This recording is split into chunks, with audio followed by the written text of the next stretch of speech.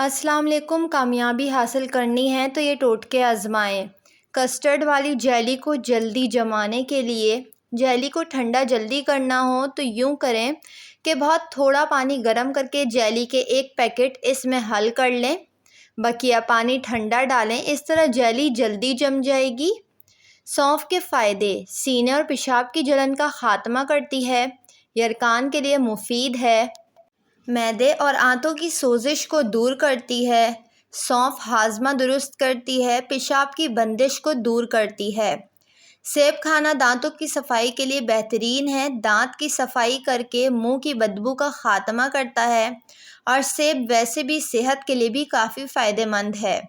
گردن پر پڑنے والی سیاہ لکیروں سے چھٹکارا حاصل کرنے کے لیے اپٹن 1 چائے کا چمچ، ہلدی 1 چائے کا چمچ، پسی ہوئی سونف اور الائچی 1 چائے کا چمچ، وٹامن ای کا کیپسول 1 عدد، ان تمام اجزاء کو مکس کر کے پیسٹ بنا لیں اور دن میں 2 بار 40 دن تک لگائیں، فائدہ ہوگا۔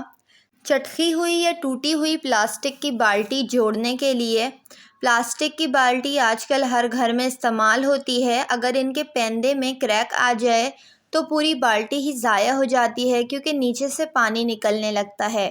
اس کو بند کرنے کے لیے چبائی ہوئی چیونگم سے اسے سیل کر دیں۔ ایمرجنسی میں یہ نسخہ کام آ سکتا ہے۔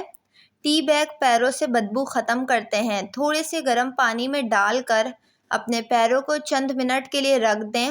ٹی بیگ کو جس جگہ پر انجیکشن لگا ہے وہاں پر رکھنے سے انجیکشن کی جلن اور سوجن ختم ہو جاتی ہے اور مریض کو راحت ملتی ہے۔ اگر آپ چاہتے ہیں کپڑے آدھے وقت میں ہی دھل جائیں اور آئندہ جلدی گندے نہ ہوں تو آپ کوئی بھی صابن پاؤڈر استعمال کرتے ہوں، کمپنی کی ہدایت کردہ مقدار سے 8 گنا کم استعمال کریں۔ مشین میں ہر بار کپڑے دھوتے ہوئے اس میں 1-2 چمچ سرکہ، سفید سرکہ جو کھانے والا ہوتا ہے، اور 2 چمچ کھانے والا سوڈا ڈال دیں۔ کپڑے کم پاؤڈر میں بہت بآسانی جلدی صاف ہو جائیں گے۔ باتھ روم کی شاور ٹوٹیوں کو چمکانے کے لیے: بعض اوقات زنگ کی وجہ سے شاور بہت خراب ہو جاتے ہیں، تھوڑی سی مقدار میں سفید سرکہ کو کسی بھی پلاسٹک کی تھیلی میں ڈال دیں، پھر تھوڑی دیر کے لیے شاور کو لگا دیں، 1 گھنٹے کے لیے چھوڑ دیں، شاور یا نلکے میں شاور باندھ دیں اور اس تھیلی کو 1 گھنٹے کے بعد اتار لیں، کسی صاف کپڑے سے پوچھ لیں، اس طرح شاور چمکدار اور نئے جیسے دکھنے لگیں گے۔